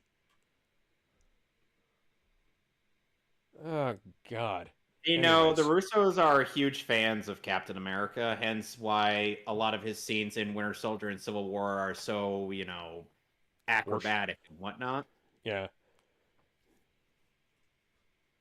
Because I'm like, yeah, I could totally imagine people who like Captain America wanting to highlight his more, Yep.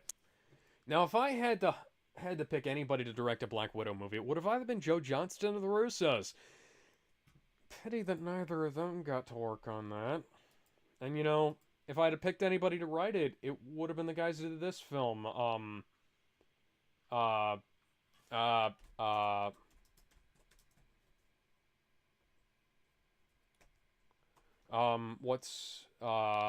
Marcus and McFeely. And again, they didn't get those guys to do it. Like, if I had to pick out anybody to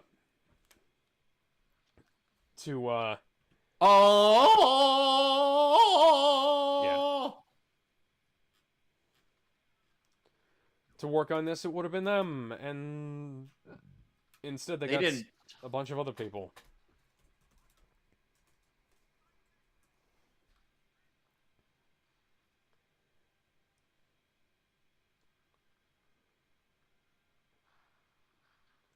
Yeah, they changed. The Hydra outfits are pretty accurate to the comics. They're just not green and yellow, which is a good thing, I'd say. Ah, jeez.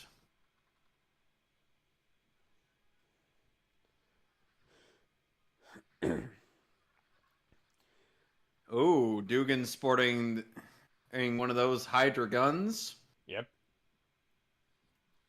Hey, getting shot in the arm doesn't mean you're dead.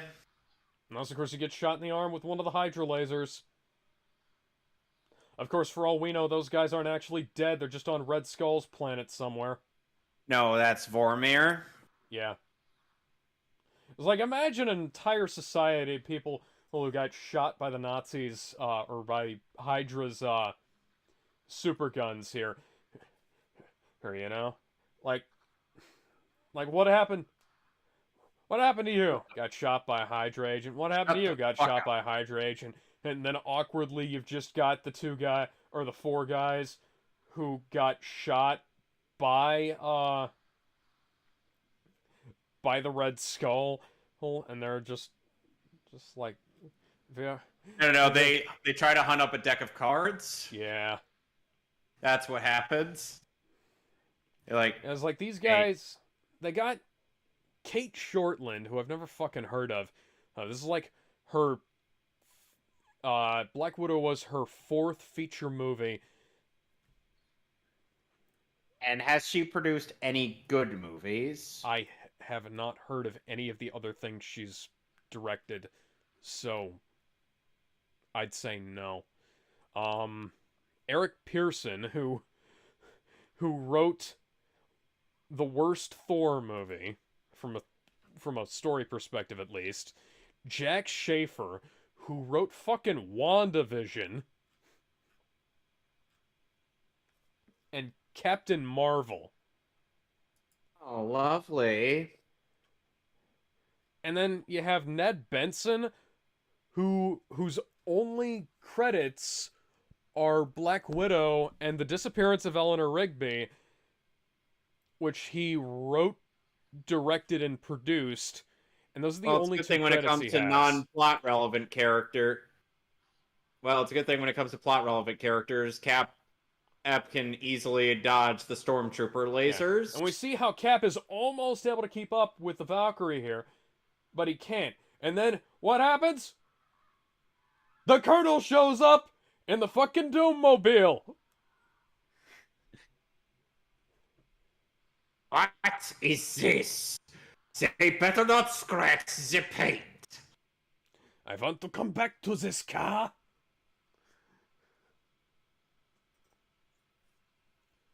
But yeah, Jack Schaefer wrote, directed, and produced Timer, a movie that I've never fucking heard of. Olaf's Frozen Adventure, she wrote. She was an uncredited rewriter on Captain Marvel. She wrote The Hustle with 4 other people, or 3 other people. I love that line. And then she wrote Black Widow. Meanwhile, Nick Fury would be like, motherfucker, I ain't kissing you. Now get in there. See, because Agent Carter wasn't in my version... Why did I have to scratch the paint? Yes, because Agent Carter wasn't in my version, and they this is they bullshit. just don't have that line.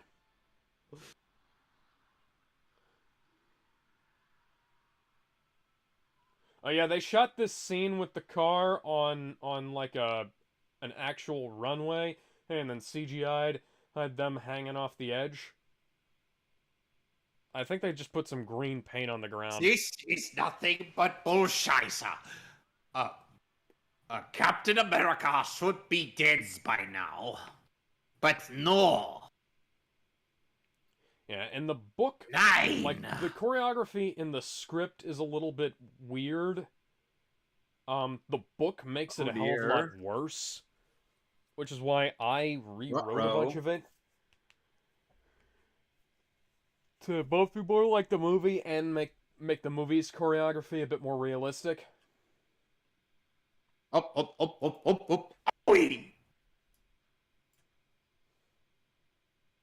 Oh yeah, you're totally gonna take on Captain America with that. His only weakness is small knives, don't you know? Jeez.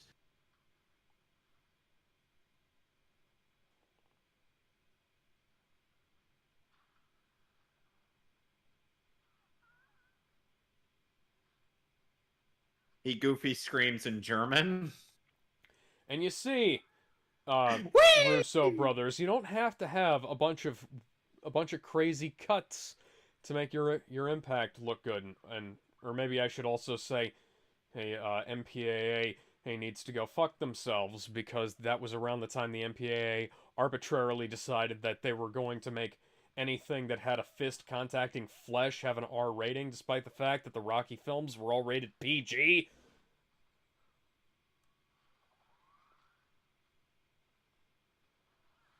Holy shit.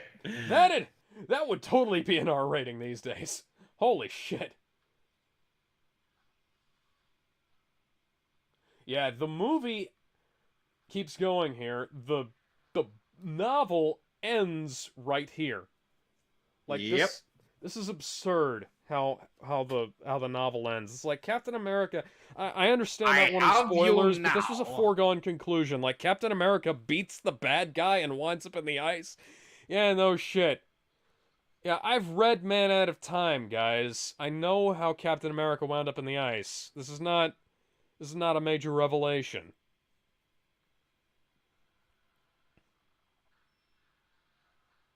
Oh, it's a good thing that thing didn't blow up. Let's get out of here before this thing fucking explodes.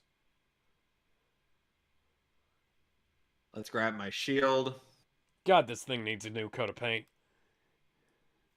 Yep. If only there was some indestructible colored metal that we could use. Oh, wait.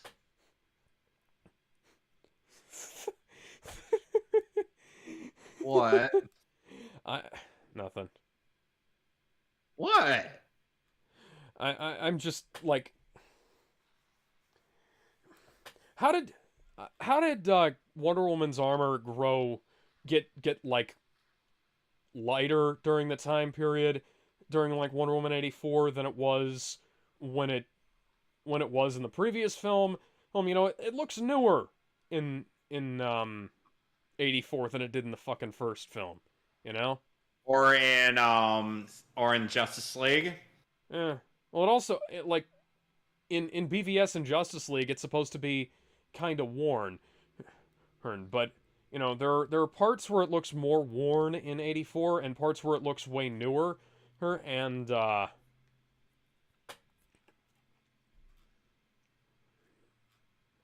it's This it's whole inconsistent. fight is nothing but bullshit. How do you feel about my German accent? It's all right. I've had quite a bit of practice with Helsing.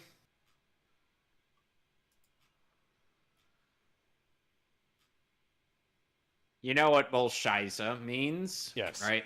And this is one of the best climaxes in any superhero film ever.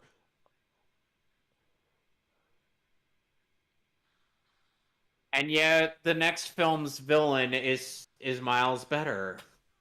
Oh, it's great, you know. And don't get me wrong. I fucking love Loki, and I fucking love how the Avengers ends. But you know, there is a vast Oh, by the way, world of in superhero Marvel's films. What If when the Red Skull ends up using the Tesseract, fighting Agent Carter or rather Captain Carter, or Shuma-Gorath pulls him in, and she goes in to fight Shuma-Gorath with a sword and a shield. Okay. She kills the cosmic entity. Okay. And then comes back in 2011, and greeted by Clint Barton and Nick Fury. Cool. That's a little bit dumb, but cool, I guess. And that was literally the first episode of Marvel's What If. I see that they were setting the tone for the episodes to come.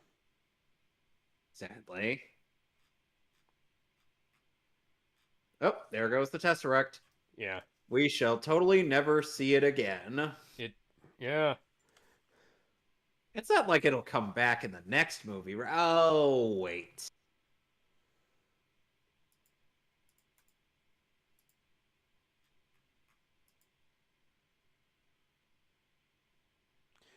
Yeah, this scene was entirely... Yeah, I entirely rewrote this scene because, you know, Bucky wasn't gone. Yeah, Schmidt's dead and we'll never was see not him there. again. Yeah.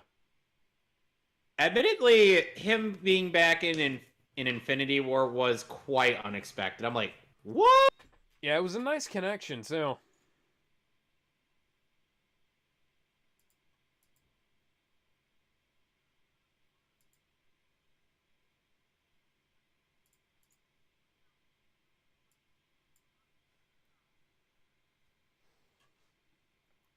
Oh, yeah, and for anybody wondering, like, you know, Cap crashed the plane in around the same spot he would in this film, in my version, but, you know, Themyscira just has this weird ability to move around wherever it wants to, based on how And the writers want it to be. Themyscira is a real place.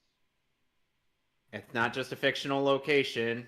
I mean, there is like an archipelago, that's kind of like that, but it's like it is mostly fictional. Yeah. A lot of the Yeah, stuff they had to make up. Yeah, it's like, but yeah. And then eventually Peggy Carter gets with another dude, as a... Well, quote unquote, another dude. And then ends up having a grandchild whom, well, you know. Don't. I know what. Whom he kisses. No, that was her niece. That was like niece. her grandniece. Yeah. Oh. I'm being stupid. Although in the comics, Peggy and Sharon Carter were sisters. That is weird. He dead. Oh yeah, Captain America's dead, and we're never gonna see him ever again. Nope, never.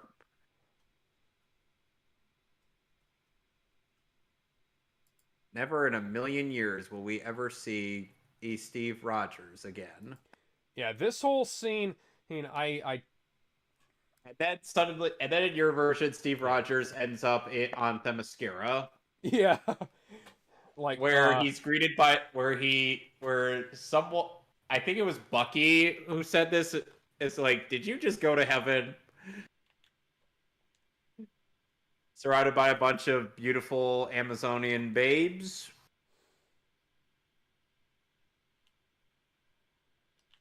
Yep. Just picturing that now is fucking hilarious. Meanwhile, yeah, fuck Hitler.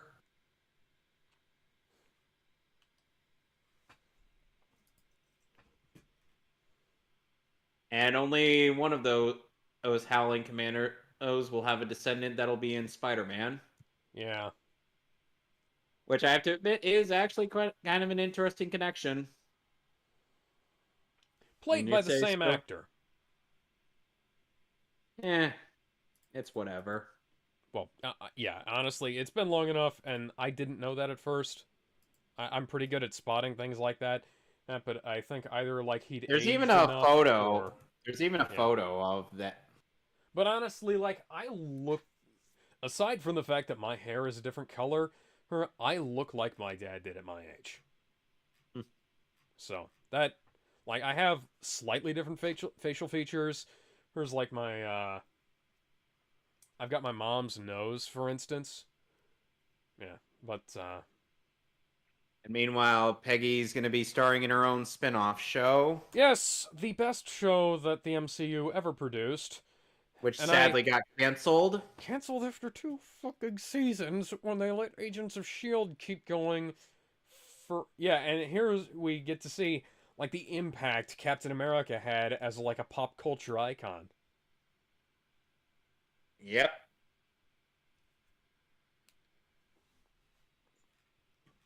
And thus, the movie ends. Oh!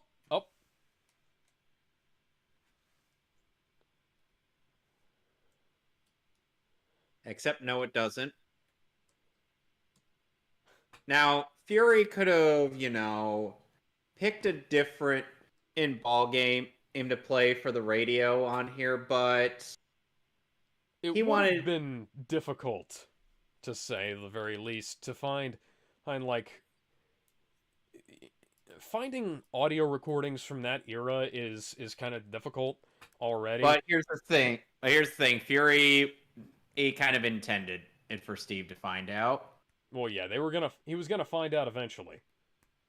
But he wanted to find out ASAP since, he needs his help. Yeah, I don't know how to tell you this, Cap. We've got aliens trying to invade, and we need your help. Where are they? In the sky. No. He looks in the backyard. I'm gonna be seeing this a lot, aren't I? Yes. Yeah. Crap. And then we have, again, Cap's attention to detail.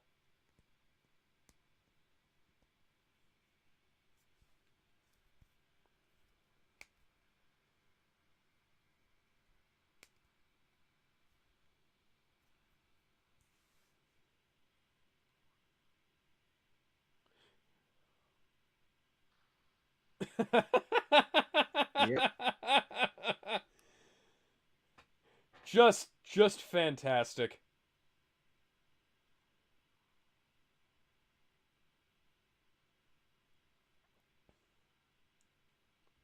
Yeah, like they were gonna take on Captain America. No, yeah, Oh yeah, Phantom of the Opera. I wonder how much product placement... Oh yeah, Baskin Robbins. I wonder how much product placement they had to Baskin Robbins always finds out. Oh, now he's in Times Square. I have a Planet Hollywood t-shirt. It hasn't fit me for about 10 years, but I still have it.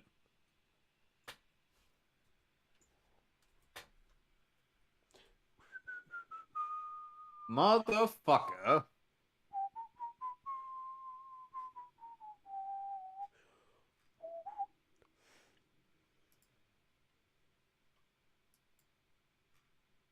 Eventually.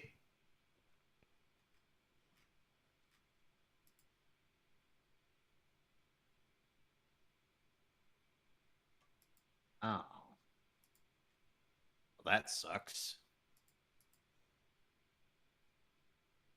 Yeah. And, Cap is actually,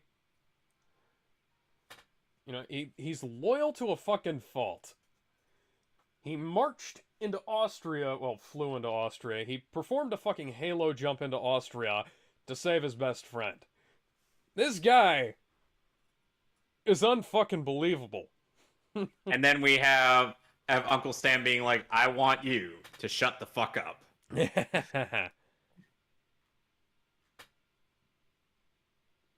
Ooh, Kevin Feige, you suck. The end title theme of the movie is not included with the damn soundtrack. Ooh. It was a special iTunes download. Fuck right off, guys. Oh no. So Colin Silvestri, the guy who should have been the maestro of the MCU. But he's also the guy who composed the most scores for the MCU period. Uh-huh.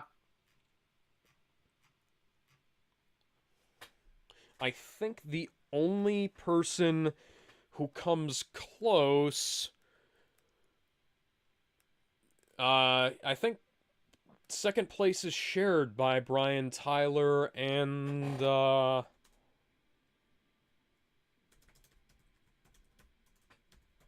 sorry, my dog is Brian acting up. Tyler and Michael Giacchino.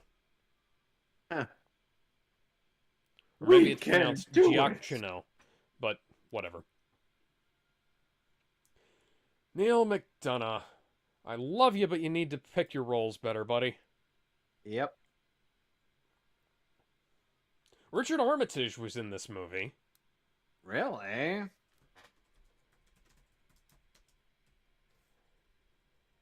Shit, man. What the hell? I didn't know that. I've seen this movie like 10 times and The only reason it's drawn attention to you is just because of the fact that we've seen Castlevania. Oh my god! He was Heinz Kruger. He was Clemson. Wow. I didn't even know that. Like, I was like, I've always thought, oh, that guy looks kind of familiar. And then I've just haven't thought about it. And then, like, it's starting him. a trend for, or just about every film in the MCU, which is showing the title card at the end of the movie. Yeah. It's fucking Thorin Oakenshield, and this is a fucking trend in the MCU where they cast a great actor in a fucking nothing role and then move on, you know? And like I said, I still gotta say that Michael Keaton was a really good pick for Adrian Toomes. Oh yeah. Honestly, he actually made the character somewhat intimidating despite the obvious height difference between him and most of his cronies. Now, I have a question. Who would you picture playing Adolf Hitler in Captain Rogers and the Wonder Woman?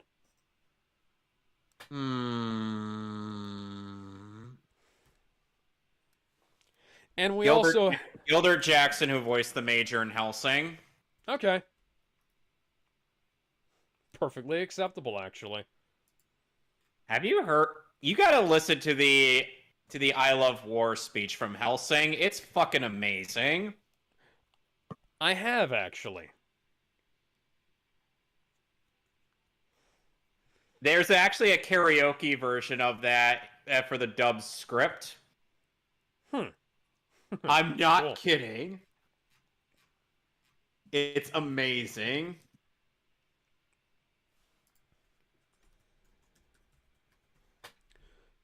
Oh yeah, the song that's playing right now, Star Spangled Man, that was written by Alan Menken and David Zippel. AKA the guys who made like a rather extensive collection of the great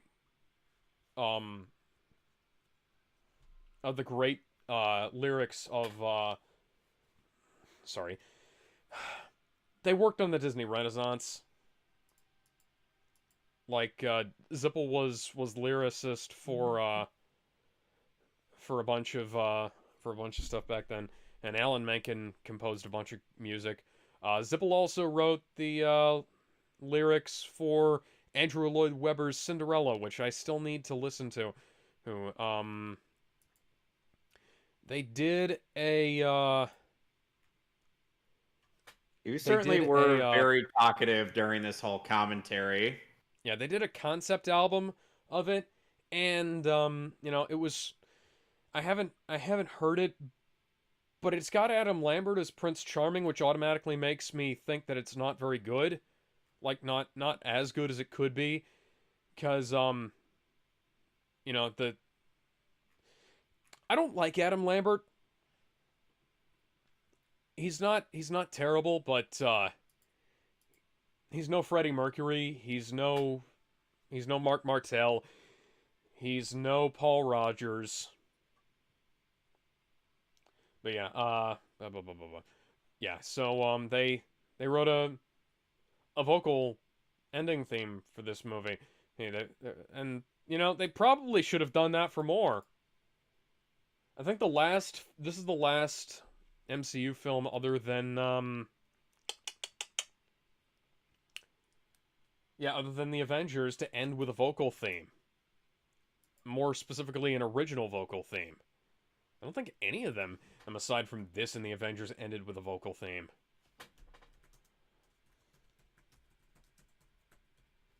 Mm-hmm.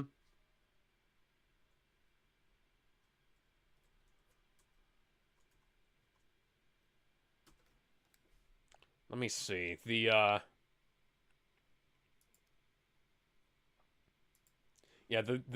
Avengers Assemble soundtrack is fucking weird. Like I'll bring this up more when we get to the movie, which is in 2 weeks. Yeah, 2 weeks from now. But like, it seems like they got fucking everyone to do a song for it, and they just put a bunch of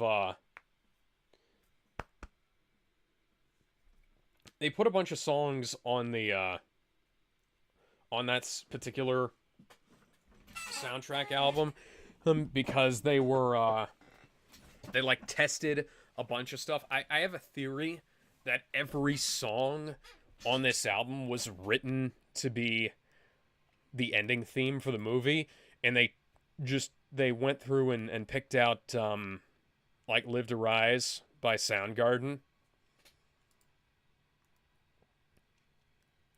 I mean, I like it, but they had Live to Rise by Soundgarden, I'm Alive by Shinedown, Dirt and Roses by Rise Against, Even If I Could by Papa Roach, Unbroken by the Black Veil Brides, Breathe by Scott Weiland, Come Back by Red Light King, Into the Blue by Bush, A New Way to Bleed by Evanescence, Count Me Out by Pusher Jones, Wherever I Go by Buck Cherry, From Out of Nowhere, which is a cover of a Faith No More song by Five Finger Death Punch of all things, and Shake the Ground by Cherry Bomb.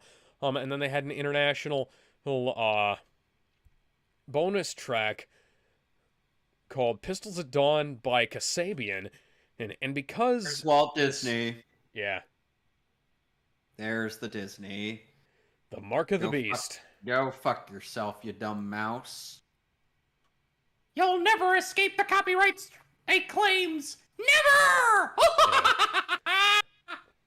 Captain America will return in the Avengers, and I have some bitching to do as we get to the end of the film here. Yeah, look at that. The trailer for the Avengers is in window boxed 16:9. Of course it is. All you have to do is right-click the video on your fucking timeline and click Fit to Frame. Oh, and Jeremy also is like, does Captain America have to work out? Yes! He complained about this, I think... You ever read the fucking in Winter comics? Soldier. Jeremy doesn't read comics, Alex. Yeah. Next summer. Well, obviously not. Oh yeah, this trailer was comically low resolution on the DVD. I don't own the DVD for this movie, but like it looked like a 240p web rip.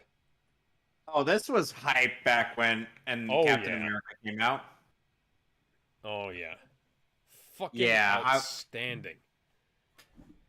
yeah, me, my little sister, and my cousin were all just like, yeah, we're going to see this is when it comes out. We're going to see this movie. Oh, wait a second. Guardians of the Galaxy had I forgot that Guardians of the Galaxy had all that licensed music. Like, did they play like one of the songs in the end of the film? I don't know. Oh, whatever. Well, anyway, next week we'll be doing in the next Avengers movie. Yes. And then after that, we will be doing the next movie, which is the Avengers. Yep. Yeah, next Avengers, a movie that I watched on YouTube back in the day, and I thought was quite good. And then Joss Whedon kind of pissed all over me for liking that movie. Why? We'll see when we get to Age of Ultron, or more to the point, we'll see it next week. Yeah. Anyways, we'll see you guys later. And I'll see you, Kevin, in a few minutes because we've got a little thing to work on. Is what